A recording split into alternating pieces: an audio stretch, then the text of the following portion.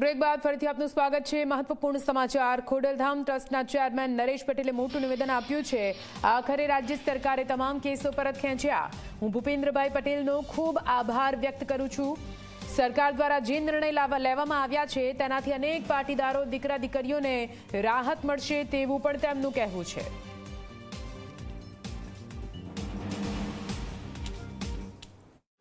પાટીદાર આંદોલન સમયે જે પાટીદાર દીકરા દીકરીઓ પર રાજદ્રોહ સહિતના દરેક જિલ્લામાં કેસો થયેલા, આજે મારી જાણ મુજબ આ કેસો ગુજરાત સરકાર અને માનનીય મુખ્યમંત્રી ભૂપેન્દ્રભાઈ પટેલે પાછા ખેંચ્યા છે।